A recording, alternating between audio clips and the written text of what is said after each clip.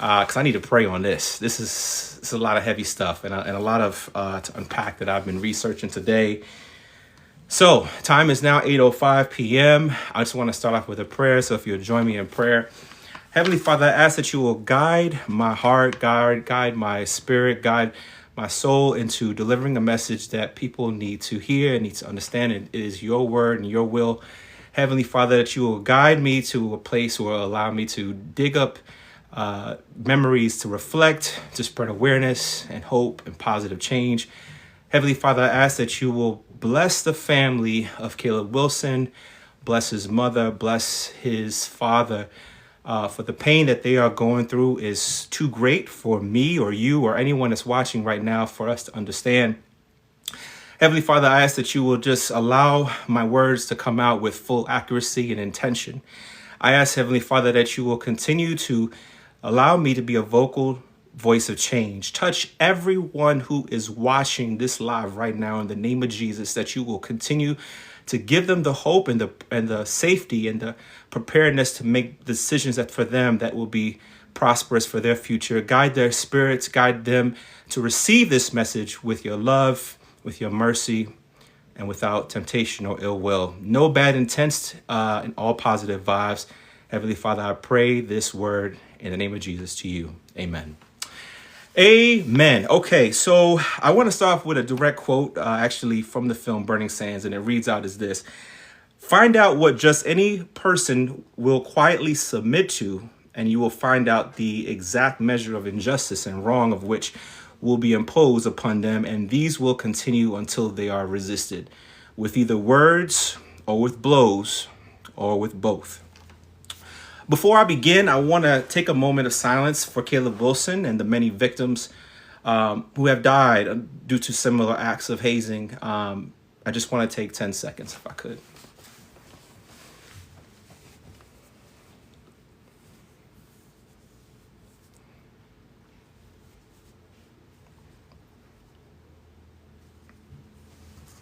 Thank you. I want to note that the following information I'm sharing with you tonight comes with what is reported and reviewed for accuracy. Information is ongoing and cases can drastically change, as you know. And my intent is to report as much of what's accurate as possible. My opinion is nothing more than just my opinion alone. However, my case is one of many to include Caleb Wilson's. And so for that, we're going to speak the truth and light into that. So I mean no ill will. Some of you may hear information tonight that you feel close and connected to because maybe you or someone you know is a part of a fraternity or sorority or organization where a process has to happen or does happen.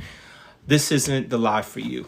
This isn't really about you or I. It's really about spreading an awareness and a message that is going to protect someone's life.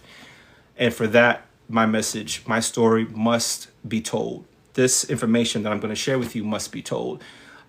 This isn't about glorification or clout or me trying to obtain money or subscribers. I don't care about any of that stuff. To be frank with you, everything that I own could be given to the gracious God himself because he is the one who runs my life. He moves everything that I do in my life currently. And for that, I give him the glory. Now, I want to first share a personal apology to anyone who may have felt offended in my use of using the councilman Cleve Dunn Jr., who was pictured on the TikTok video I posted yesterday. I understand that he may not be a member of the Omega Psi Phi Fraternity Incorporated. It was not my intention to allude that he was involved directly with the alleged acts of hazing. But within that warehouse that he co-leases with someone by the name of Todd Smith, who is a graduate member of Omega Psi Phi chapter and org. I just have to say, folks, if I co-lease a car that was used to commit a homicide without my knowledge, and I'm a known politician in the city where the incident happened, my name is now tied to it simply because of the shared lease I have for the property. It's also important to know it doesn't mean I had anything to do with that said crime. I'm talking about Cleve Dunn Jr. We still do not know if Todd Smith or his son has any implication to the acts of hazing that occurred. There are ongoing investigations happening and much to share once confirmed. I also would like to apologize that I had made any speculation attempt to connect Cleve Dunn Jr. as a member of the fraternity of Omega Psi Phi or Divine Nine directly. It must be a hurdle politically for him to clear his name just because his name is attached to a venue where these acts have allegedly occurred. He has expressed he had no knowledge of what was taking place, and I will leave it at that until further information is released. The following is a direct quote from Mr. Cleve Dunn Jr. He writes, "My deepest condolences are extended to the Caleb Wilson family. My wife and I are having discussions with our two daughters in college, friends and parents in this community about the importance of safety and social responsibility. I'm very disappointed that I had to find out from the media about this situation. I want to make it unequivocally clear that I am not a party to the official lease agreement between Heck Industries and Todd Smith and California Floors. My business rents a portion of the space or for commercial purposes, and I have absolutely no involvement in or authority over the access granted to students or any activities related to Omega Psi Phi. Use of the building, I'm not a member of Omega Psi Phi or any other Greek Divine Nine organization. This is a deeply sensitive and serious matter, and I extend my prayers to all involved and most importantly, the young man who lost his life and his family. While I understand that my name being included in this story draws additional attention to an already tragic situation, it is important that the public know neither I, my family, nor my business condone hazing or any other illegal activity. I fully support a swift and thorough investigation, and I trust that the justice will be served." Well, there's that. So myself, we'll wait for the further information. We'll wait for the correct information and accurate information always. And I want to make sure it's my intent that you know that sometimes I get it wrong, but always I look to make it right. So second, I want to thank all of you who have expressed their love and support for listening to my story that I shared with you this past Saturday, right? So this past Saturday, it is important that you know that I appreciate your heartfelt care for me. This is not easy really to discuss. And in no way am I looking, again, for clout, money, supporters of any kind. I'm just looking for my full intent, which is to be a voice for many victims who have died, their families who are still ongoing in mourning. It's really a voice to create awareness, save health and dignity of young lives. If every time we knew the danger of smoking harmful drugs and did nothing to stop it, well, we wouldn't be pushing so hard to keep warning labels to inform the public of its dangers. This is a call to action. And I will continue to use my platform, TikTok, YouTube, Culture Unplugged. If you're not subscribed, go ahead and do so, to keep the public informed and aware of such cases and dangers that it can pose. Tonight, I will share my story in full detail and share deep accounts of what happened that I have held on to since 2009. Please understand that some information I cannot share, which includes the fraternity I attempted to join, those involved, and the school for which it happened. I would also not be able to share certain identifying information for legality reasons, but let me remind you that this isn't about me. Caleb's story was one of too many at the hands of our fellow brothers and sisters. If I don't act now to help spread the word, someone else could be in a similar situation. They could miss the message. At the end of my story, I will read some of your questions. I'll try my best to really answer them all. Please be patient as I recount some heavy acts, which may have caused me to maybe feel emotional, hard to describe. My experience is mine alone. Again, it's not an isolated case, and nor was Caleb's. So let's just kind of get to some deep things here, some background and structure, and I kind of share with you this. Something that I found that was really interesting.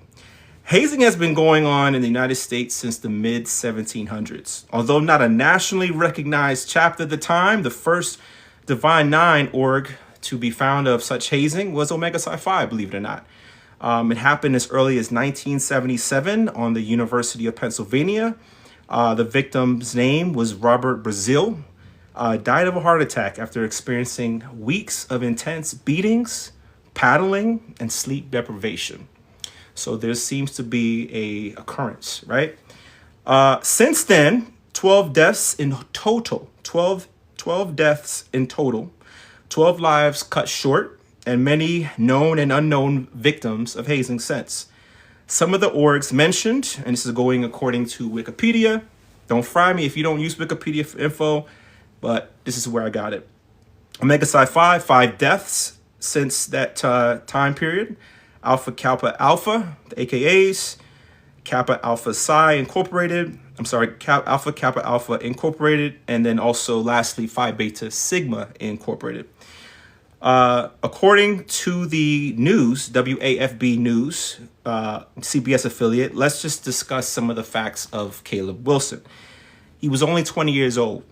He was a trumpeter in the marching band known as the Human Jukebox at Southern University in Baton Rouge, Louisiana. He was an engineering major there. The band to which he was actually performed in the Super Bowl. I did not know that. Uncovered that information, but he was in the Super Bowl there. And if you don't already know, bands have a process as well. To be a part of a band, to be on a certain section of a marching band, especially an HBCU, there's most definitely a process. He was taken to the hospital around midnight, where he later died at 3:15 a.m. on February 27th after participating in an unsanctioned location, which was a warehouse off campus. Southern A&M have shared that all orgs membership intake is currently suspended at this time. The warehouse where I mentioned earlier, where he was taken to for the alleged acts of hazing, is co-leased, by Todd Smith and local councilman Cleve Dunn Jr. It was reported that Caleb was severely punched in the chest and collapsed from a seizure. It was alleged that a story was concocted in order to not reveal the true nature of Caleb and how he died, by stating he collapsed in a park instead of a warehouse. So let me kind of break down a little bit of this. So this is not something that's surprising to me, to be honest, because folks are trying at this point to protect themselves. Let me take you back to 2009, actually rather 2008. When I started and decided that I wanted to join the fraternity that I desired, I expressed my interest like anyone else. Showed up to events. I made sure my face was out there. I made sure that people knew who I was. Just wanted to be seen. I knew a guy that I was kind of close to. I used to see him in the CAF all the time. We call it the CAF. If you know about HBCUs, that's where we go pull up and we get something to eat, and we have all kind of drama conversations, whatever. So I met this guy, and we talking, and this is before I even knew he was also attempting to join as well, was already in process of. And him and I got close as friends, saw him a few times after finding out he had already crossed. And I said, look, man, I knew somebody, to see, who was a part of the organization, and I would love to be a part of it too. I see what you guys do. I see you guys just on the yard, you know what I mean? And I found my interest. But I also back then didn't vocally understood in my mind that the true nature of what I also wanted was I wanted the appeal. I wanted the admiration, the glorification. When you step into an HBCU event and you see fraternities, sororities get on the event and they dance and they stroll, people part ways like the Nile River, the Red Sea. People part ways. People make sure that they have the stage. They have all the lights. They have all the, all the focus. And I said, hey, this is a fun opportunity. They have a lot of fun. They get to go to different schools. They step at different places. They have a massive immersive network. And I understood it later on, unfortunately, in life, that this is essentially a community within a community. And the things that go on there are essentially for, again, a hierarchy of rising to the occasion, to be a part of an organization. So once I got his vouch, I got his referral, I got his push to launch me in that space, I'm sure they had already discussed it. And next thing you know, one day in August 2008, I'm meeting up with 15 to 25 other brothers who were also interested that I didn't know about. Some of them I saw on campus. Some of them I saw in my classes or at lunch, or, just different kind of brothers. And things started to become a little more structured. There were starting to be some slight demands, if that, information that we had to learn, documents, chants, things that we had to start getting prepared. And then we finally had a location. That location would be the location where we would have what we call a set. If you don't know what a set is, it is essentially the session to which you are beginning or starting a process. Usually it's going to be hazing, or sometimes it's you getting together with other brothers who are also online with you, trying to achieve being a part of this organization. Everyone that's in that room who was looking to be a part of that fraternity or sorority has all the curiosities, all the interests, all the fears that something could or possibly could worse go on. But we signed up for the initiative to say we want to get to the other side. We were promised that, hey, if you do this, you get access to all the opportunities. You get access to meeting some other brothers. You get access to finding out what's going to happen at the latest party. You get the girls. You know how many times what we call the leader of the line, it's called a dean, or the ADP, which is like the second in command. You know how many times my dean would say, yo, Chris, when you cross, you're going to have so many girls throwing themselves at you. And you're going to be such in shock at who it would be. So it was a lot of curiosities there, a lot of promised reward that this would now get me, along with access to areas of government, areas of higher positions, career opportunities. This brother knows somebody that works in construction. This brother knows somebody that works over in DC. This person knows somebody that works in New York. And now you get the opportunity to now have that same access. So that was promised to me. That was what was the end result, right? As this process started, it began to become demanding, not only on a physical level, but on an emotional level.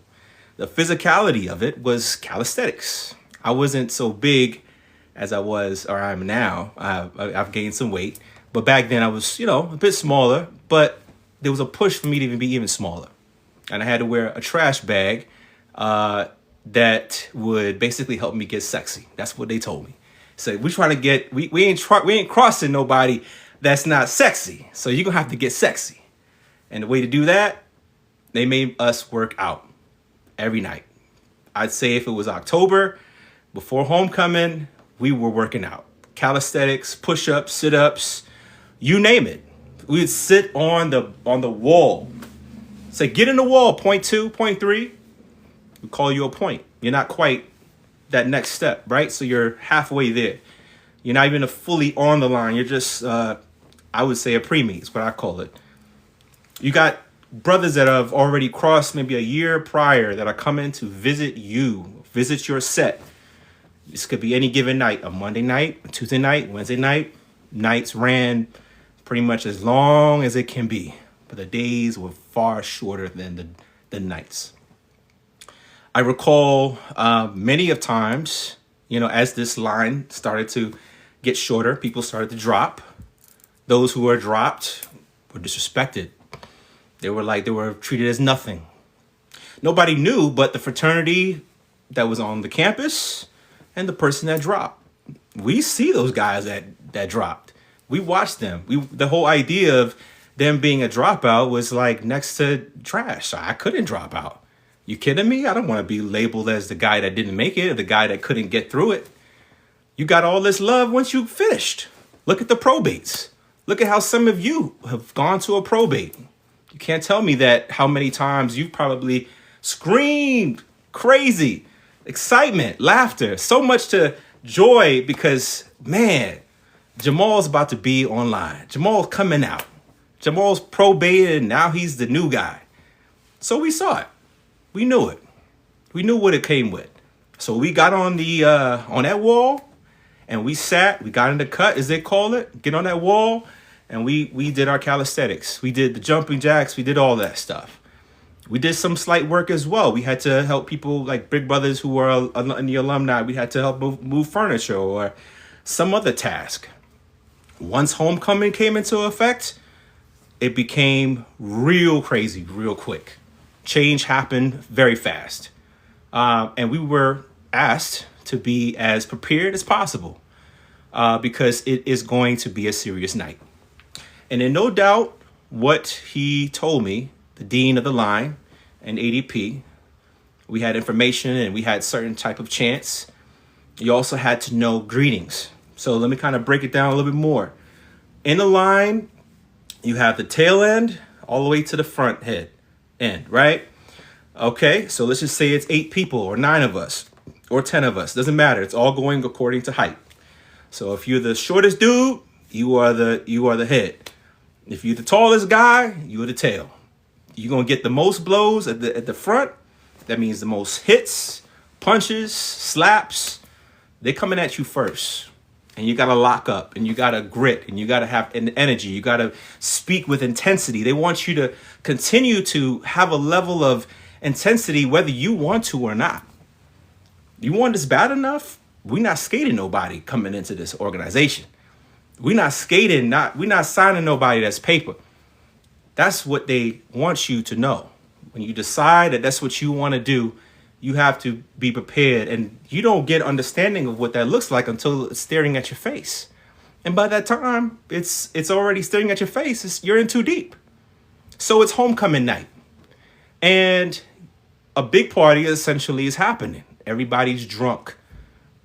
You got the dean drunk. You got the alumni who's coming back from 10 years ago, 15 years ago, 25 years ago.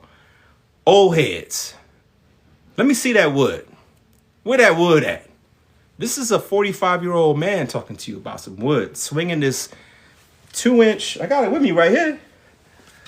This was a prop I was going to get it ready to use for a book that I wanted to write. I still might use it, but I use this as a reminder that this shit is real. This was a product of, by the way, it's not the actual paddle that was used on me, but this essentially is a prop being used right now to describe 45, 35, 22-year-old, men, different age ranges, coming to see how fast they can swing. How fast can I be a Ken Griffey on your hind parts? How fast can I take this wood and see if you're man enough to take it? Some things can go wrong when you're drinking a whole lot of alcohol and you're not thinking correctly. A lot of arrogance.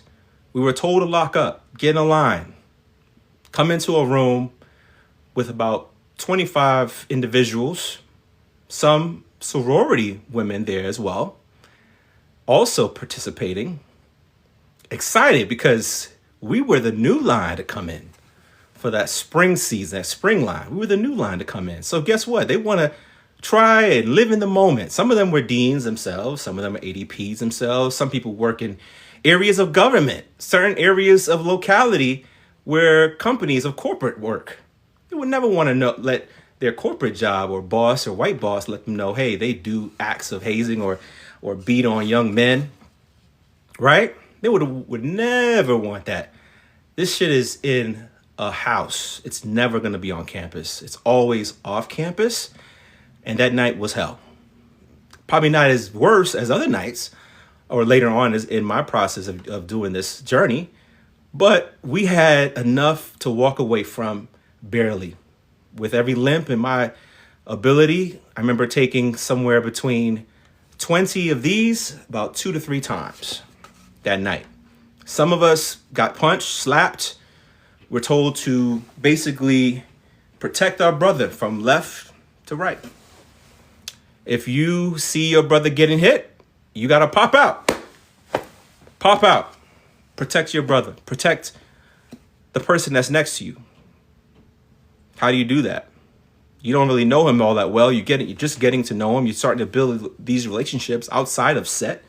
Because guaranteed, we all talking. We all trying to make it. We all trying to get to the next level. So it gets worse.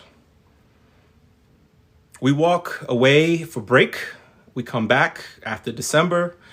Essentially, as you already know, how essentially the calendar works when it comes to school, college, university, we go back, but we're continuously being mentally told that January is going to get real interesting. January is going to get real tough.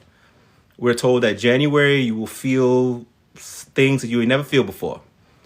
And we had some other folks that dropped, and I think left us with 8 of us. When we got back early, before anybody else got on campus in the beginning of January. We got back and we got pretty much everything that my dean and ADP told us would happen. We got that wood. We got in the cut many of nights as the sun came down, and it went down early. We were there at that house in a room with wooden walls, alpaca style carpet, hot, sweaty. Didn't know that we contracted a blood infection called MRSA. If you don't know what that is, look it up. A blood infection that could kill you at any time. Once it gets into the right places, especially into your blood, it's a wrap. We didn't know it. I didn't know it. But things started to get worse. And at some point in the weeks between the activities of, and this is rough, the rough part about it is seeing a lot of us be emotional and trying to lean on each other through this and really convincing us that this made sense and how much more could we do the next day.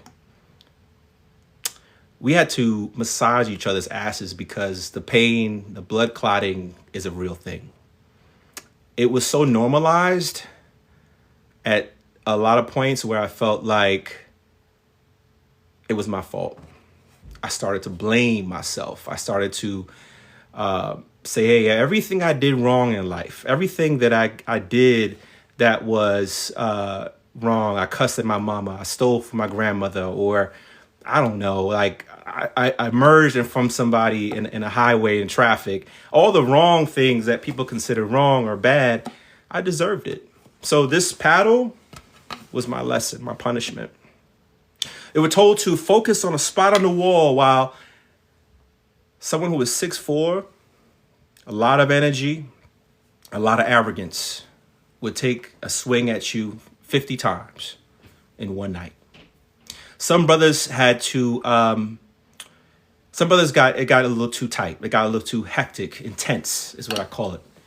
The whole fact of it is that, again, this is about building you down, breaking you down to build you up. That's essentially the whole mantra of it. The culture of it is to get you into a space where they can feel like, hey, we've put this man through so much. He is so dedicated. He so loves this organization while he's reciting information, while he's reciting the founders, while he's reciting the chants, greetings. He must be so dedicated that he put his own life on the line to be a part of this organization. That for me was, damn. that for me was deep. That for me was, what am I doing to myself? I didn't see it. I didn't care. At that point, I was so far gone mentally that I was just in too deep. You ever seen the movie In Too Deep? A detective who gets lost and straight up disassociates himself from what is reality. When days become, again, shorter, you don't even know what the day it is. You don't even, Tuesdays, Wednesdays, I didn't even know what day it was half the time. I call my cousin, I call, someone I knew that I love, and I said, hey, look, man, I got this going on. He would just kind of say, hey, look, how bad do you want it? You know what I mean? He would guide me through. He would just say, hey, look, I want what's best for you. But if you think you can't go on, why he straight up told me I was too locked in. My line brothers were the ones that really were coaxing each other to say, let's keep up with it.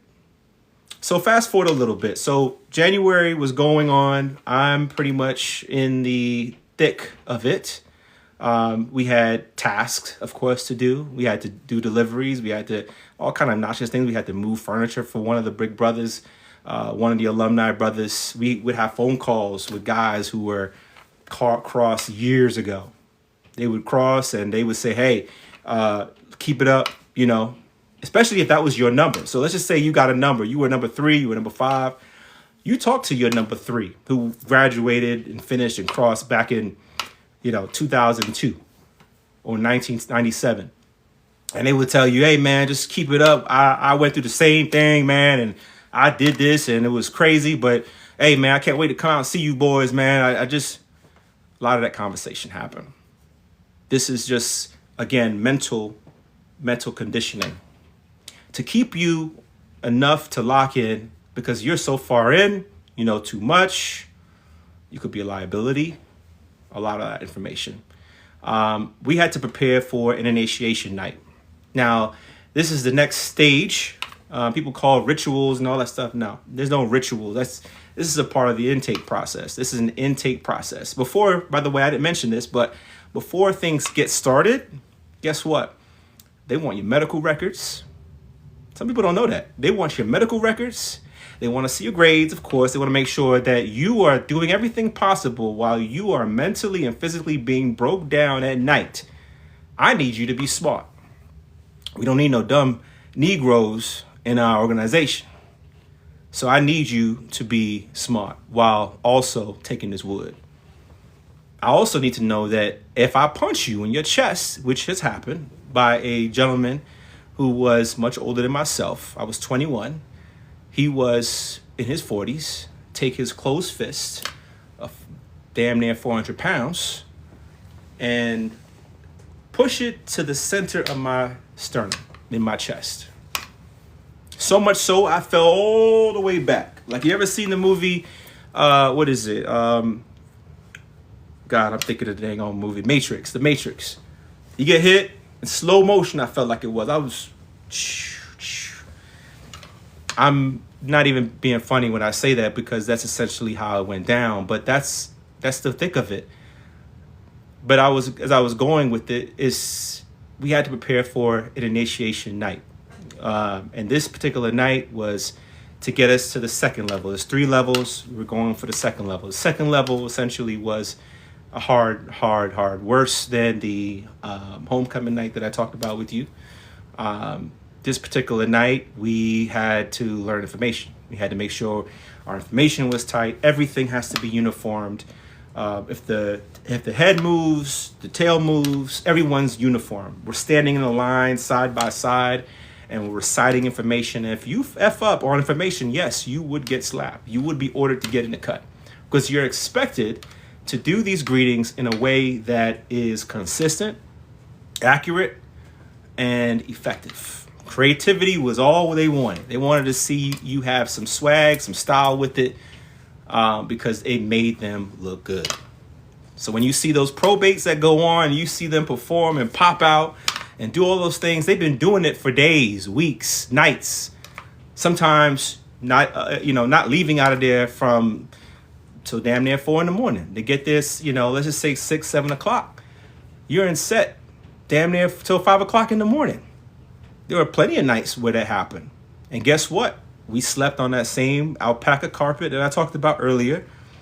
And we sweated together and had blood basically was in our shirts, blood stains in our shirts. And we just slept on the floor. No bed, can't make it to dorm. My ass too damn painful. It's cold as shit outside. 24, 25 degrees. Why I gotta go home when I could just stay there? We done shared bowls of water together. Take the bowl of water. I'm talking about a mixing bowl where you would, season your chicken with or your meat with, right? Take that bowl and you start from the head and both of y'all carrying that bowl, each one down the line. Drinking the same water together. Didn't know we were passing around a lot of germs, a whole bunch of sicknesses and illnesses. We shared it. Remember that, I don't know if you heard, I don't know, maybe you have, or the rumor about the egg being passed around down the line. That's a real thing. We took an egg. This is very graphic, and again, it's very hard to talk about, so pardon me. But the head would get an egg cracked. The dean would do this at ADP while they, in their amusement, would laugh. The big brothers, the alumni, would laugh watching us take a single egg that was cracked, yolk, drop it in my mouth, no diddy, drop it in my mouth, and for me to pass it by mouth to the next person on the left of me. Very pervasive. I don't think that was the most shocking part. Let me get back to the initiation night, because I know I kind of went off keel. The night that we had this particular initiation in particular, we were basically starting to get new types of punishments. We had to prepare to basically, again, recite lots of information and spew that out, intensity. This particular night, we were blindfolded. I had my garbage bag, like I mentioned, because they wanted me to get sexy. I wanted me to lose weight. I had no problem losing weight, but in the way that I was being done, crazy. We were blindfolded, and while we were blindfolded, we had to hold our hands up like this while we see nothing, and we just reciting information with intensity. While we're doing this, some dude who's an alumni, or a neophyte, by the way. If you don't know what a neophyte is, it's the line that recently joined before you were trying to join. And you have the prophyte, which is the alumni brothers that I was talking to you about earlier. They take their hands and they do a thunderclap on the sides of your stomach. They thunderclap you. They give you that as much time as possible while slapping your chest, while beating, punching you, while you recite this information. They want to see it all. They want you to feel as much of that within full intensity. And one by one, you walked in that room doing that. Blindfolded, can't see who's really hitting you. You know by the voice who's hitting you and beating you. Telling you get in the cut. You take your arm out, right? You hold your nuts. They told you to hold your nuts. You don't hold your nuts gonna get bust wide open. So we had to hold our nuts. I want to protect my jewels. I don't have no kids now. That has me worried. I'm 37 years old now. I don't have any kids. I'd love to have kids. I pray I'm able to have kids by now. I don't know. I haven't even checked, to be honest with you. But that right there shocked me. Somebody mentioned onion eating. Nah, we didn't have to eat no onions, but we had to create concoctions that was gonna be nasty, and we did indeed have to eat that. So that was a very disturbing night for me. And next to that level of pain, I'm going to get to, but let me just get to Super Bowl Sunday. So Super Bowl Sunday, or whatever that day was I think it was February 1st. So February 1st, 2009, it was the Steelers, and I think the Cardinals. Don't get me wrong, I'm not a big NFL. It was like both of them teams were playing, and I remember it vividly because we had to cook for the Super Bowl party. So they wanted to have a Super Bowl party. The brophytes and the neophytes, they wanted to have a party, and we were told to cook for them. I had to cook the fried chicken. Some of it wasn't really all the way done, and I had to get in the cut for that. Some others had to bring juices and cook, and we had to come up with our own money to produce all this stuff, by the way. So we had to make sure it was to their liking. If they didn't like it, whoever made it got in the cut and got beat. Again, fast forwarding a bit, because I know time-wise I want to be respectful of you guys' time. And there's a lot of information. You might ask me something that may kind of regurgitate some memories here a little bit. Where things got heavy for me was when we had a night where we're introduced to what STDs could do. It's the reason why I don't have any now. We were told to get in a line, take our jeans. We didn't clean any of that stuff. We had jeans that were dirty for weeks, shirts, musty, sweaty. It's only a very few times where we clean, our clothes. But we had to pull our jeans out, not expose our genitals, no diddy, but they would take Tabasco or Texas Pete hot sauce and basically put on a condom first. They want you to put on a condom. This is a crazy thing. A lot of symbolism, okay? So you're probably hearing this, you're like, what in the hell? I know, I get it. But stick with me here. A lot of what happens with these sets, they're try to be symbolistic of real world dangers. So they provide the teaching to try to emulate, but the problem is it gets too crazy and people get affected and lives get lost. That's why we're talking about this shit right now. They told us to put this condom on. The condom didn't do shit, by the way. Put this condom on while they poured down our pants hot sauce. Now, this hot sauce, if you've never had hot sauce in your genitals, I don't recommend it. I don't care how freaky you want to get with your partner, hot sauce ain't going to be the way to do it. You will feel like your genitals, whether you have what I have or the opposite, it will feel like someone is taking a jagged knife and cutting your shit off. Everybody, all of us, panting in a bathroom, trying to pour milk on each other's genitals. We all got our genitals exposed. Another big dude, by the way, it was another big dude on the line who had the same trash bag. So you can see his trash bag all torn up and stuff like that, and his shirt on there. We got a black marker that we've written the numbers on and all that stuff. And we sitting there in this hot ass, sweaty ass bathroom, all of our stuff all exposed, no diddy, and trying to pour water to get that feeling off because it was painful. I didn't know that my right ass cheek was dying. I didn't know that a small cut. By the way, if you want to see the video and see the pictures of that injury and what those injuries look like in full detail, you can go to YouTube at my channel at Culture Unplugged, where I describe it, and show it in full detail. But those injuries, that injury especially, my right ass cheek was dying. The necrosis tissue, essentially. How that all came about, I was at my weakest one day. Me and my dean were driving. We were going somewhere to get something done. I can't remember. And I remember it was him and another person that was probably one of my LBs that was in the car. I can't remember. We were just driving up in Virginia. And as we're driving, I'm thinking, what would happen if I would just take this car and drive it over this bridge? There's this bridge with steep, sharp rocks, and I could just end this shit all over. He's the source of my pain. I'm nothing. I have nothing. I will be nothing. And maybe I deserved all this stuff that happened. And I just need to stop. I'm dying. I can't really think straight. Of course, I didn't do it, but these were the thoughts that were in my head. And I don't know if it was an act of God or just someone who really cares about me on the other side. But I had a moment where I broke down. I really broke down emotionally to the deepest that I think I've ever been in my life. I remember vividly walking to a school counselor because I just needed to talk to somebody that maybe would just hear me out, just be a voice, and I could just see my peace, and maybe I could try again that night.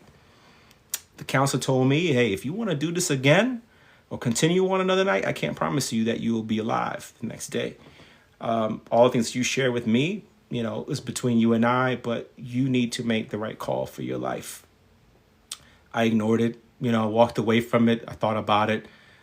I pretty much had a Band-Aid that was no longer efficient on my ass. The white meat was already showing, and some other stuff that was growing on it. Didn't know that bacterial infection was happening, and the realization to me that sepsis was going to be or possibly could be a thing became very real. And sepsis, once it's in your body, it's over with. You're dead. I went to the school nurse. I wanted to get basically some help with a Band-Aid. And I said, hey, I just got this little cut. Can you just put something on it? I had fell down. I just made up some shit. I fell down and, it was sharp. I was exposed. They saw my ass cheek. They said, this isn't something from a fall. I don't know where you think you want to, tell that lie to, but this looks like it needs a lot more attention. You need to go to the hospital. And I called my LB. I said, LB, I need to go to the hospital. Went up, hospital's like maybe 15 minutes away.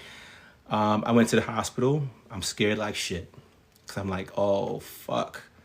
Why could this have been me right now? I'm sitting there like, why would this be me right now? Why do I have to go through the hospital and I got to get seen by someone else? I just need a Band-Aid or a gauze to clean and protect the area that has been damaged to beyond repair by myself.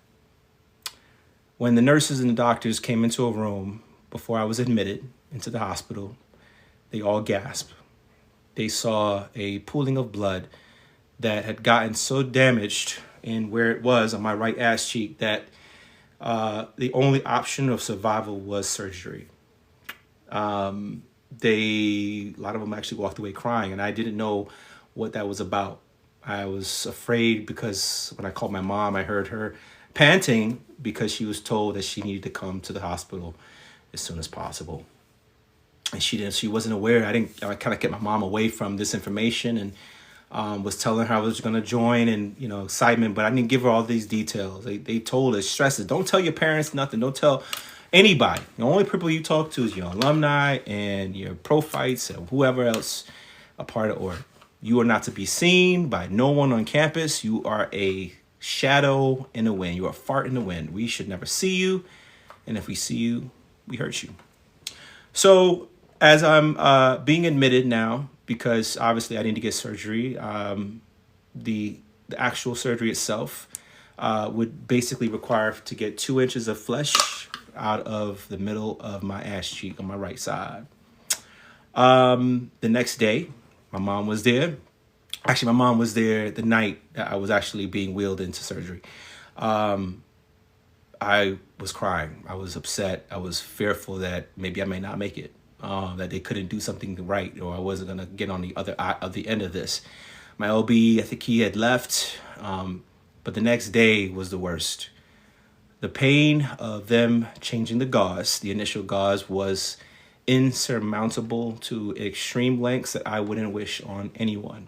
No one I love, nobody I don't know. I wouldn't wish it on anyone because the pain was that great. It was like essentially if they took a spoon that had, or a spork, and just cut out essentially a part of your flesh, and you had a gaping hole that was never there.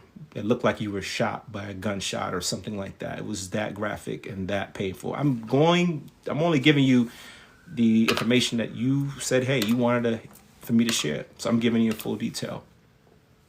They had to change the gauze and attach it to a machine called a wound vac. If you've never heard what that is, essentially it supports to build new tissues by basically suctioning the area with a plastic covering that's attached to a tube that's then attached to a machine. And I wore that for 3 weeks, as it was changed 3 times a week by a home care nurse that came to the house. I lived with that pain. This is like right around Valentine's Day that I was home in pain. So it was after many visits to the hospital, doctor follow-ups, I needed a second surgery because in order to get that hole filled, it was healing and all that stuff, very painful.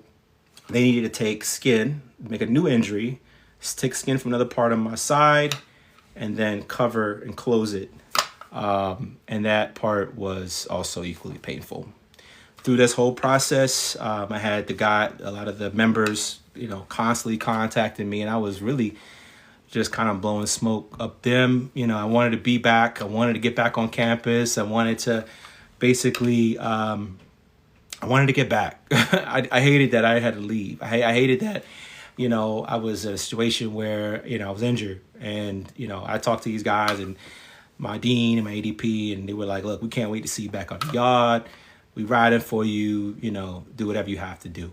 Whatever, when you get better, you'll be back, no problem. More into this, I started talking to my mom. I talked to people who just were straight up real with me and said, look, they want to protect themselves. They don't give a damn about you. They want to make sure that you, at the end of the day, say nothing to the detectives. They want you to be as basically as ready to come back and join and have your colors. Subsequently, that didn't happen. I ended up ceasing communication once investigation got way too far. Finding out that the Commonwealth Attorney was also a member of a D9 organization was troubling. A lot of them basically just got a slap on the wrist. They had to do anti-hazing procedures and trainings and seminars, slap on the wrist.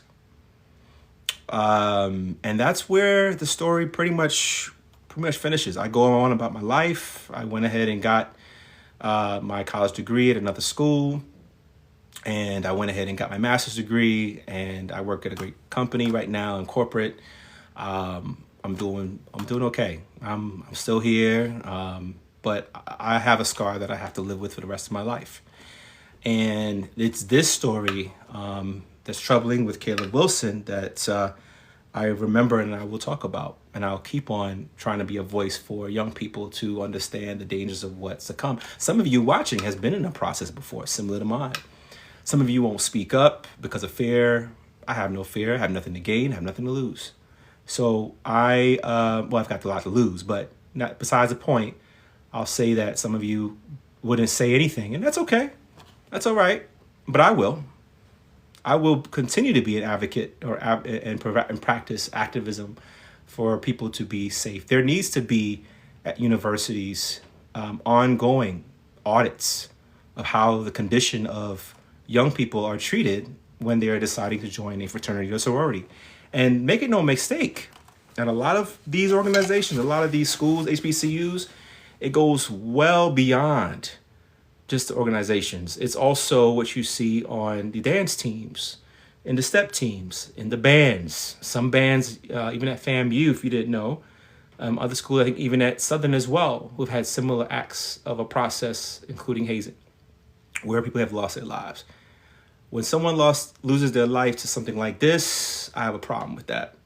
I'm all for, hey, you have to have some level of discretion to where, you're bringing someone into a prestigious, process where it's safe and people have, again, education to make, the right decisions. And it's nothing about physically or verbally, emotionally breaking you down, but bringing some type of light and upliftment to you coming into an organization. But I have a problem when someone is losing their life. That's a problem. So I need to get into this point to kind of just describe a little bit of the, and again, I'm going to answer your questions in just a second. I'm going to go through that real quick. But I know I brought in a lot. I just want to name some of similar stories where this has happened and basically kind of shed some light. So basically, at Florida A&M, a marching band, November 19th, this was back in 2005, 2006, hazing death of Robert Chapman. He was a 26-year-old drum major. He was found dead on the team bus after performing in Orlando. In mid-December, the story reads that he died from internal bleedings, suffered from blows. Very troubling. Hold on one second, y'all. Okay, cool. All right, I'm back. So this is something that I thought when I read that story, I said, very compared to Caleb's story, everything that I've gone through, it reminds me of. This is not just an isolated case. This is something that's just been going on, and we just got to do something to change it. I hope that this story was eye-opening as I tried to give as much as I could. But I am going to go ahead and start answering your questions. So let me get to as far back as early as I can. Let me see if I could kind of go back. So I can name the organization. So if you guess it on your own or any kind of guesses I could not confirm. What if I fight back? You can't fight. You can fight back. You're pretty much dropped. They're going to just drop you. Somebody asking it, what if you just drop it? No. If you decide to fight back again, there's a whole fight between you and the pro fight is going to happen. Vice versa. It's just not going to be good. Again, you're just asking to be just taken off the line. Do I regret it? No. Actually, I regret the outcome. I regret that outcome because you got to understand things happen in life. God pushes you or puts you in a situation where your ongoing, changes and direction that he wants you to. Unfortunately, I had to be a part of this for me to now be a voice, but I don't regret at least being a instrument for his movement and an instrument for what he wanted. I regret putting my mom through pain she had to go through, witnessing my pain. I regret my brother having to witness seeing that, my cousin walking in and having to see me in such pain and seeing him be emotional for the first time.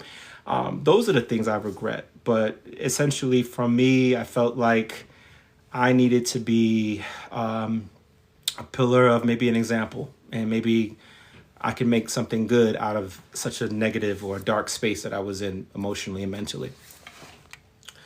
Man, let's see. Let me see. Any other questions? Classes. Oh, people asked about grades failing. Yeah, we couldn't focus on class. We essentially, a lot of us didn't make it to class. A lot of us, as you already know, similar situation, mentally, emotionally, you're so plugged into a process that I think I failed had a D in French. I didn't like French anyway, and the instructor was African, had a deep accent, so I really was having a hard time. But essentially, yeah, it was very, very difficult to get to class. Yeah, dog food. No, we didn't have to eat dog food. Onion eating. No. A pledge favors. If you mean favors as far as the alumni asked us to move furniture and do various little weird tasks like make deliveries or pick up an order or something like that, or mind games. Yes, we did have to do that. Let's see, other questions. When you crossed, did you feel like it was all worth it at the time? I didn't cross. Essentially, once I had already basically got past the second stage of the process, all that stopped. So I didn't continue. But the guys who were all the line brothers, unfortunately, when the school had suspended them for a couple of years, they crossed them, that chapter, crossed that line underground. And basically one day as I was in my new school, I saw them wearing the paraphernalia, wearing the colors, and I cried. I sat there and I said, all of the hard work that I put in with these guys, and they're getting the shine that I had always desired. And I felt really conflicted by that. Let's see, other questions. Pain from what? Well, I had a serious injury to my right gluteus. Paddling, MRSA, we talked about that. How long was I online? So this was, I would say if I count October, November. So that's 2 months. In January, 3.5 months. 3.5 months I was online. Was I dating anyone at the time? Damn, no, but I wish I had, but you're not supposed to. They tell you that you're not supposed to have no type of girlfriend, but a lot of them did. And a lot of other people who have been in similar situations had someone that they can go home to. And some of them women that they dated either stayed, with them or just didn't. But they actually helped them through that process by enabling and helping to massage their ass because the paddle, the wood that they got was too great. Yeah, let's see here. Okay, wait, so you never crossed after all that? Nope, unfortunately not. Other questions. This was an underground line. So this was off campus. This was in a house that was like, one of the big brother, my dean and ADP were renting. And in a pretty much regular neighborhood. And I don't know for how many, any days, never heard anybody, neighbors coming on the door and say, hey, what's going on over there? Pretty much it's a black neighborhood, people minding their own business, I guess. But pretty much, yeah, that's what it was. The white orgs. Okay, so let's just touch on something. I'm not saying that white orgs don't have deaths. And if you look at the timeline, they have them. They have had numerous incidents as well. I'm not trying to target Divine Nine specifically and say, hey, all these chapters are bad. You have to understand it's a culture with each chapter. Every chapter does some things different. Some chapters have a certain protocol, a contingency plan, while others don't. Other people, other situations, they let, other visiting alumni come back in to do things. And it goes pretty much chaotic because, again, it's a chaotic moment where people are in the moment. And they're trying to get these brothers, to feel what they felt as well. So I can't speak on white orgs. I've never been in a white org or, seen it firsthand for me to talk to you about it. I'm sure if someone else who's been in in the same situation, they're free to talk about it. I can only speak about my experience alone. So don't think that I'm here to say, hey, I'm this person that's talking about black people and they do wrong. No, we got to understand that we got to take accountability where we have done some wrong and own up to it, be honest about it, be in spaces where we can talk freely about it, and basically be honest. So did I talk to my LBs? So yes, there was only really cool with honestly about two of them.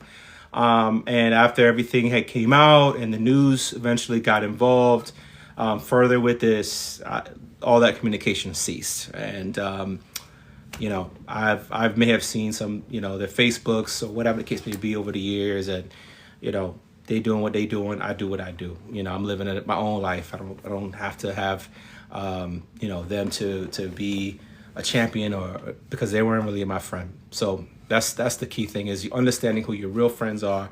People that really love you would never want to see you hurt, would never want to see you in danger, would never want to see you in a situation where your life is almost lost. So I will tell you that it was only one brother that came, my only LB that was actually my line brother that was I was close to, that came to the hospital. But none of them just came back and said to my mom, look, we are sorry for what happened. Things got out of hand. They're not going to say that. I get it. But it takes a real man to come to someone and say, hey, look, we fucked up, and accept whatever, whatever the cards may fall, just fall. But it was a scary time all around. Let's see. Will I try grad? No, I'm already moved on. Life is lifing. And I'm on my way to a better life at this point. I'm continuing to grow and learn, and I make mistakes. I'm learning, so no, I'm not doing that. Somebody said, since I joined the underground line, that was my fault. Hey, that's your opinion, and that's okay. I'm not here to curse you out or talk bad about you. You don't really know me all the way. I'm just giving you an experience. And so if that's what you feel, beloved, peace be unto you. Peace be unto you. Let's see.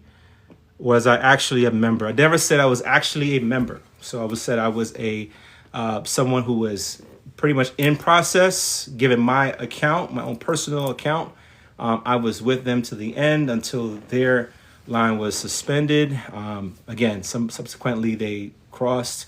I'm again sharing my experience for full knowledge. So anyhow, let's see what else. All right, I think that's about it. How much money did I have to pay? Okay, so the amount of money is, I think it was about $1,100 at the time. And I think I was pretty much on my way. I had already spent maybe about $400. So they give you a timeline to pay.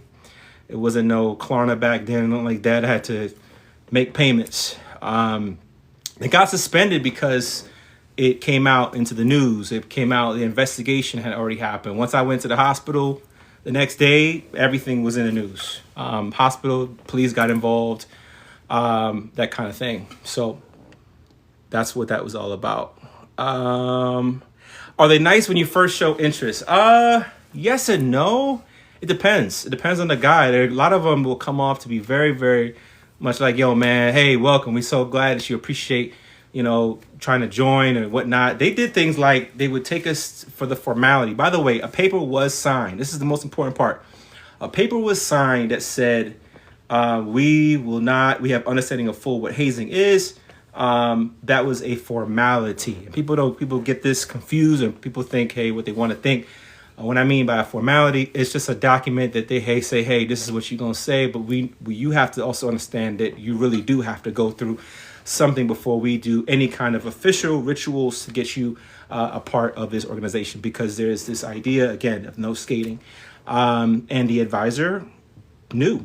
The advisor who was the advisor at the school at the time knew what was going on. So they slipped that paper we had to sign. Some of them, two of them actually came to my house. I didn't mention that either. After the fact, while I was in healing, came to my house to give me another paper to again sign and say I wasn't. And this is while I had a wound vac still attached to my ass. They still wanted me to sign another paper to say I wasn't, hazed, essentially, because again, they wanted to hide liability. Things like this become very complex. The school wants to protect themselves. There you go. Let's see. A parent of a college student They tried to play you. Yep, absolutely. Did I go to therapy? Yes. But I didn't get the right therapy, the right therapist. I had a therapist I was telling this story to. He was a white dude, older white dude. And he just leaned back once and started snoring. I was like, sir, I'm telling you a story like I'm telling y'all right now. And this dude not even taking it serious. So I don't think I got the best therapy until later on. And I met a wonderful, wonderful person who has been able to really, really talk to and really kind of reconfirm a lot of things, because mentally I was still in trouble. I was still operating as if the nights were shorter and the days were I'm sorry, the days were shorter and the nights were longer. Many nights I didn't get a lot of sleep. I just had a hard time readjusting to being back at home and being at my mother's house and all that stuff. So it was a lot of adjustment, a lot of a period where I had to focus on healing and then eventually work. So yeah, it was really tough, really, really tough. Let's see. Any other questions? 1 minute. I said it was underground. Let me go back to this because this young lady has been going in on me. Lucky number 6. This guy's story is cap. Okay, you don't have to believe me. It's okay. Most processes are underground. Yes. So this was an off campus. This was at a house. I have to re-say this how many times? It's okay. All right. Lord be with me. I prayed before this live. So yeah, I was in a house off campus, off site. Okay. You're not going to have this. It's not going to be overground. This is not the 60s or the 70s where it used to be paraded and there were fraternity and sororities when they, you openly saw, okay, that someone was joining that fraternity or sorority. And you probably seen the movie, School Days, in the film, Burning Sands, that properly represents what happened for us. We could not be seen on campus.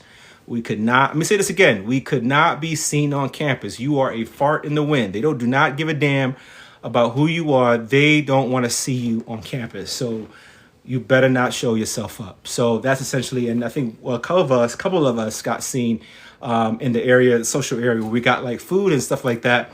And we got towed up. We got our asses whooped. We had alumni brother that we had to go to his apartment, or we had to cook him breakfast and all this kind of stuff. Like, this shit is, people think it's a game. This shit is real. So yeah, I'm not up here to blow smoke on anybody. I'm not giving D9, you're giving slow. Okay. Let's see. Could I explain how the line crossed even though they were suspended? So this is the thing.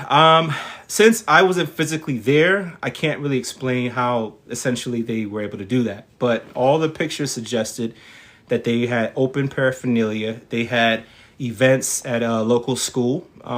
They presented themselves in full regalia, usually off campus. So they might not have had it on openly on campus. They might have not seen themselves like on campus as far as strolling or having events officially there, but underground they were able to then cross, and they pretty much went on about their process and everything like that, and while I was already away. So that's essentially what that's all about. Did I have to what? Hold on. Maybe yeah, maybe she is a bot. Yeah, let's see. What else?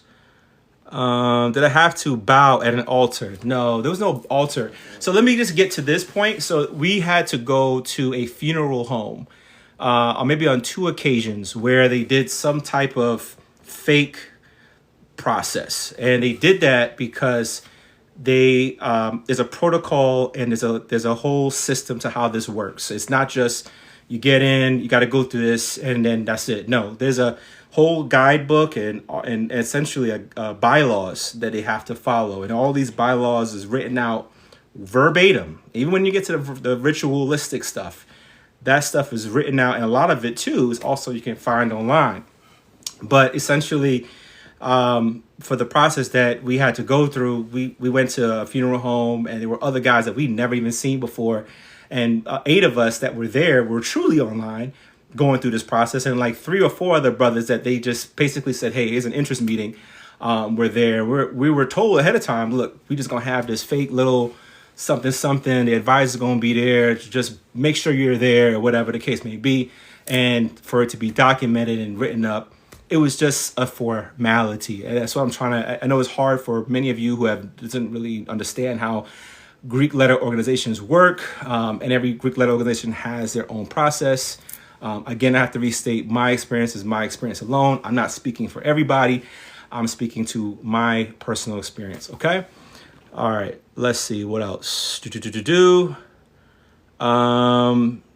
Yeah, I can't talk about what they end up happening because I don't want to openly go from there. Let's see. This was around 2008 to 2009. So around 2008 to 2009. Let's see. What else? Let's see. I'm just being positive, y'all. I'm not even gonna sweat it. You know what I mean? We're just going to go ahead and take that one off. All right. So I went ahead and blocked lucky number 6. Would I recommend people still joining these organizations? Okay. This is my thing. I just want people to have full knowledge and full understanding of what they're getting themselves into. I can warn you about the dangers of having alcohol if you consistently do it. I can warn you about smoking if you consistently do it. I can warn you about anything that could be detrimental, but it's you and you alone to make that choice. Would I want my personal kids, family, loved ones to join? Absolutely not. I have a cousin that is a part of that same organization, believe it or not, that I went through. I don't judge him for it. He had to make his own path. He had to make his own light. And as long as he's alive and okay, and he is as of right now, I'm fine. But again, every chapter runs their process differently. So I could never tell someone, hey, don't do X, Y, Z. That's your decision. God gave you free will. You make it with what you will. But I am going to do is inform you that these are the risks that you could be faced with. And if you find yourself in a situation before things get out of hand or carried away, that you make an exit stage left. Okay. So that's my take there. Yeah, they make you learn org education history. Yes. You're given a booklet, usually like a binder of documents that you're supposed to be in charge of. As a captain, a part of the line, make sure that everyone recites this information. Folks, we regurgitated this stuff day in and day out. On the weekends, our weekends weren't nothing but just learning the information, getting our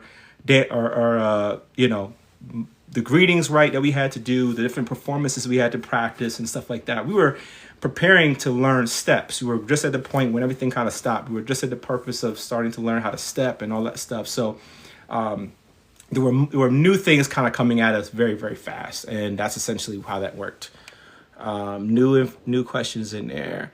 Did you have convictions before showing interest, or once you did? This is the thing. My process and my mindset, my mental was, I really, again, wanted the opportunity to be out there. It's a hierarchy. People don't understand that fraternities and sororities, it is a community within a community, and you are trying to be somewhere on the campus to get the visibility that you probably desire. You know what I mean? For some people, sure. I mean, I want to do some community service and all that stuff, but main focus of it, I wanted access. It's about access. A lot of this stuff already mirrors what real life is already. People come and, they finish campus and they feel like they can't operate because it's so tied to the HBCU life mentality, right? And a lot of them who have crossed and all that stuff, like, have, years, like alumni, come back to homecoming so that they can live in the glory days of when they was online, or when, they see someone else now online, so they can get the opportunity to use this, or they can get the opportunity to lay hands or hear them recite information. It's about a certain privilege and prestige. Okay, it's a mental thing. It's not something that's just gonna go away. And that's the thing about it. People talk about these things. They are connected in areas of local government. And I'm telling you, like, when I read this story, and I'm not saying that Cleve Dunn Jr. was involved or anything like that, but I look politics of it all.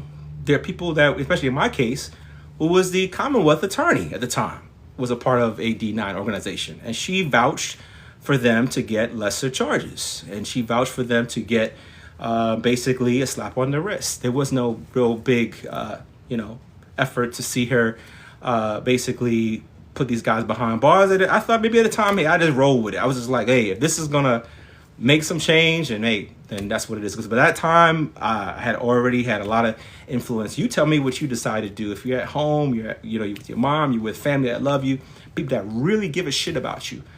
When it's all said and done, you're the person at the hospital. You're going through this, and you're waking up with pain that you've never felt. I'm not talking about bust your knee off a bike and now you got a scrape and you crying. Nah, this is worse. This is I don't wish it on anybody.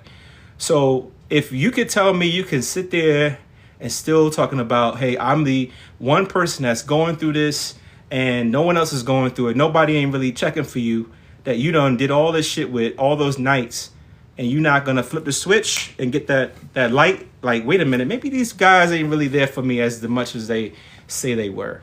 Maybe they were just blowing the smoke up my ass, and this ain't real. This shit doesn't mean anything at the end of the day. And I had to figure that out through the power of prayer. I had to talk to God. I talked to my pastor. I mean, there were a lot of forces of nature to get me to a place where I could feel like I can live again. Let's see, more questions, if any others. Did it seek any retaliation against you? So I'll explain how one day, as I was working, I used to work for Verizon. So I used to work for Verizon, selling like cell phones and stuff like that. One of the guys that were really notorious to doing a lot of things saw me, and I basically stopped at my tracks. We had this look for forever, maybe a few seconds or so, and he had this look of disgust, just as much as I had a look of disgust, like we both wanted to tear each other apart.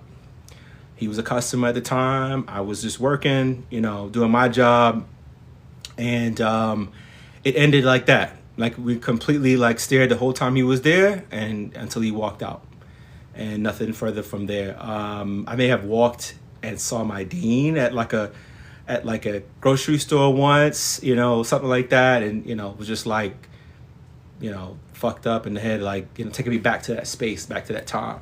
I don't really want to see these guys for the rest of my life, you ask me. I was at a club once, and I saw two of them as well, the old heads alumni saw me and just stared at me, make sure they knew that I saw them and I saw them, and didn't say nothing further.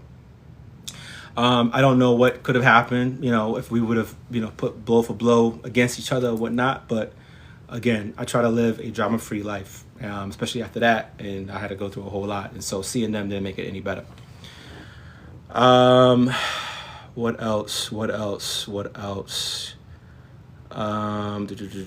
If you're comfortable, have you had any other experiences he's talking about? I think that's about it, y'all. Do I still have any physical scars? Yes. So I still have a scar that's on my right ass cheek. That is those pictures. If you want to see them, you can go to my YouTube at Cultured Unplugged, where I go into very graphic detail. So be very careful. It looks nasty.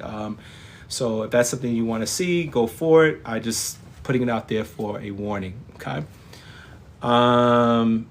So that's pretty much it, y'all. Any other questions? Things that you wanted to know, curious about? I need to hop off. I need to go to the gym. Did they mention anything about God, prayer, religion? Yes. So we had to recite a prayer, the Serenity Prayer. We had to say and spit that as much as, we knew it or didn't know it. We had to spit that and recite it. So we had to recite it of that. So, yep, very much mental, but also very much physical. Are there any of the small things that still kind of trigger you to this day? Great question. At first, I had a girlfriend eventually, and she had smacked my ass one day. She forgot, you know what I mean? Her and I, we talked, we joked, we did all this sort of stuff, and that triggered me. That affected me, where I just remember lashing out and just feeling like it literally took me back. I had another situation where I was physically had put my hands on my younger brother. We had a disagreement, and it went for blow, and I just felt like I was right back in the set all to go over again. And This is why I needed mental, intervention. I needed to have wellness mentally from this, because had I not, things could have got even worse. So yeah. I can't say which fraternity. Are there any small things that still kind of, okay, we spoke about that. Could you truly believe that these are truly of God doing acts like this, or is it just... So, this is the thing. It's complex. I know that sounds really hard to talk about or say, not the answer you might be wanting, but, they still operate with God in mind. But guess who also did that from our past? Slave owners used God and religion to keep you in line as a good slave, because a good slave made you stay. I compare that because, look, we went through slave shit. You know what I'm saying? Like, this is about putting you as close to being nothing. And I think a lot of symbolism of those acts, the acts that they do or have done, goes back synonymous to say, hey, look, our ancestors went through the shit, so I'm going to put you through the shit, because you need to have, this new awakening of bringing you into this org. So there we go. Can I talk about the women role in the process? I know you said they were there some nights. Yes. So the women, they had limited availability for how they could put hands on us. And there was one night, and I believe it was homecoming night, where 3 of them had shown up, and one slapped us, and did participate. And we were supposed to, I think at one point, it was a point in the process where we were supposed to drive to a sister sorority to the fraternity and see them go through their process. We were supposed to go see them do similar things, and we would basically be co-ed in the same process, which is wild. But we would be co-ed in this process of getting beat together, slapped around, that kind of thing. So yeah. Let's see what else. I've been on here for 90 minutes, y'all. Okay, so I may not know the answer to this, but how do we change this as a people?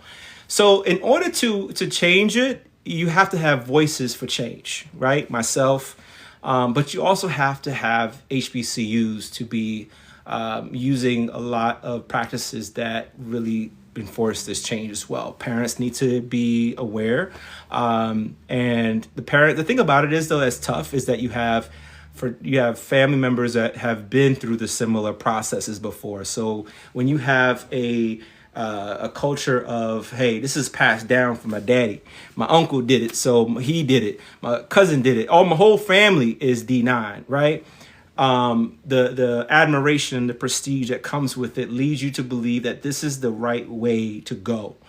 And that mindset of, hey, something might happen to me, goes away. That mindset that I may not make it, or I may not live to see another day, that can't be. That's furthest away from my mind, because my daddy done did it. He survived. Everybody done did it. They might have had some wounds. They got beat up. They had some scratches. But shit got worse one night when I heard the alumni tell me that he was peeing blood because they ruptured his kidneys.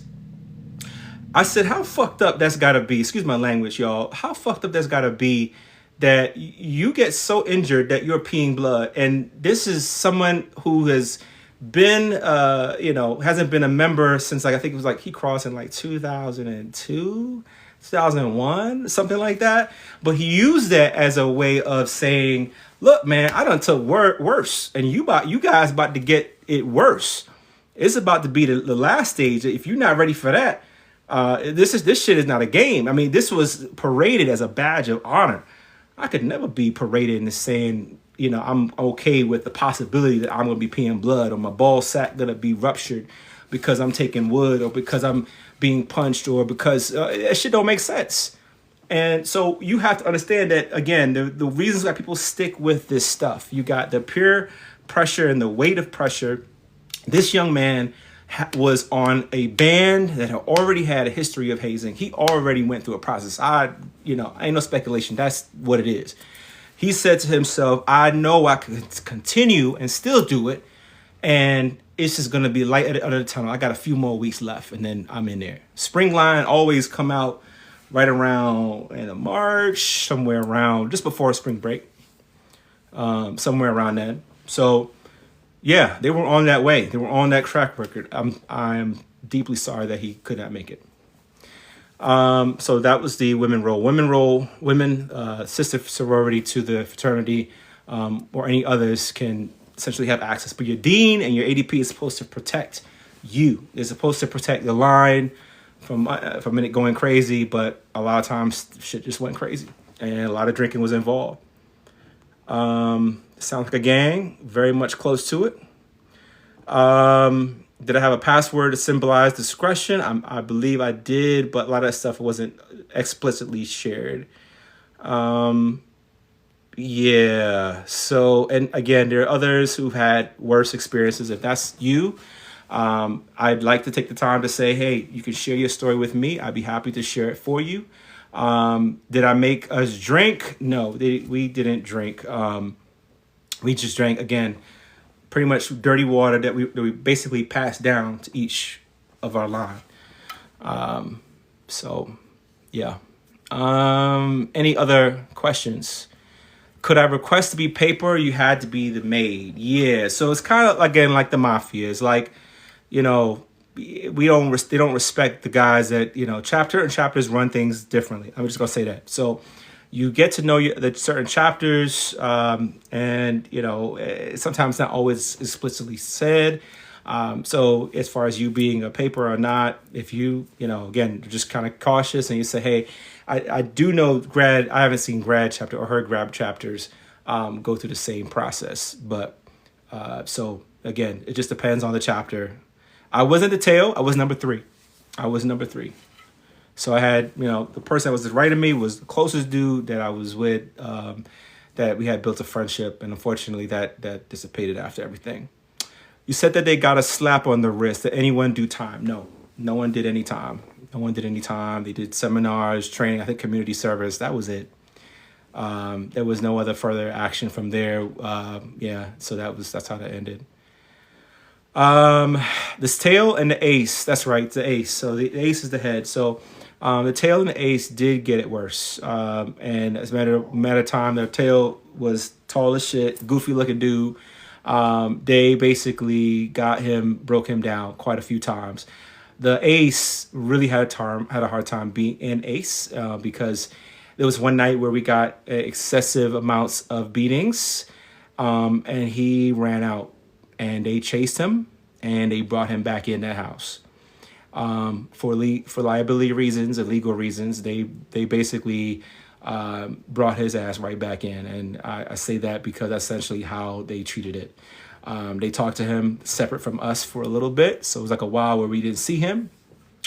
And they basically, he was fighting it. I think he ended up leaving, if I'm not mistaken. And then we weren't sure if he's coming back. And yeah, but it was just a lot of nights where a lot of arrogance, a lot of chaotic, high intense, and severity just happened. What else? How many? It was about 8 of us in total. Were on the line. Any other questions? I appreciate everyone who's stuck with me this long to hear my story. I'd love to talk about this a little bit more, ongoing. What made me ultimately speak out was I realized that there was one too many deaths. And unfortunately, I've kind of stayed silent on the last time that a death happened due to this. And I said, when this young man had passed, he's only 20 years old. He had a lot of life to live. I'm 37 now, right? I've had much more life to live since then, when I was 21 and it happened to me. And I felt like, it's about time, right? Like, we have the world of TikTok, we've got YouTube, we've got places where we can really discuss and be in spaces where we can have a voice and talk about resilience and how we've been able to persevere. And no, I hadn't seen anyone else really kind of openly say, hey, this is some shit that happened to me. And this was just, for me, I think, the opportunity to be a voice of change and speak for those who can't speak anymore, unfortunately. So Can't say the college that I attended. It was a college in Virginia. I'll leave it at that. What's one thing on the line that I learned and I took from it? That they choose a lot of symbolism to describe life. If anything, I know, hey, if I don't even, they want you to take the long way. So you never, this is crazy. Until this day, I still remember this because I practiced this so many times. They always want you to take the longer way to get anywhere you're going. So let's just say if you're walking and there's grass, there's a sidewalk, and you don't take any shortcuts. You take the longest way to get there. So I always, at this point, I take the longest way. I hold all the bags, all the grocery bags in one hand. I use that opportunity I just do a lot of shit the hard way. Like I take the stairs. I don't take the escalator when I go up. You know what I mean? I just go about things where I've always, still to this day, mentally, I'm thinking that I got to be in set. I got to prepare myself in some form of fashion for something. And sometimes, a lot of times, I get anxiety, deep anxiety.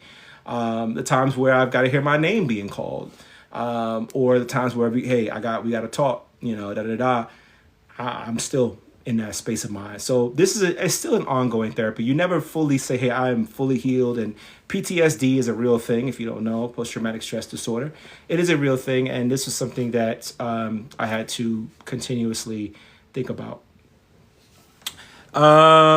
Let's see. Any other questions? The process lasted from October to November, and then from January into mid-February. So right up until Valentine's Day. There was no love going on for me. I believe I'll be able to post a full YouTube live. I hope I do. So I'm going to leave it at that, y'all. I got to go hit the gym. It has been exceptionally moving for me to be in this space to talk to you about what happened. And I've never done a live before, so I imagine I'm going to try to do this again. And so I'm going to leave it at that. Take care. Have a good night. And I will hopefully talk to you again soon. Good night.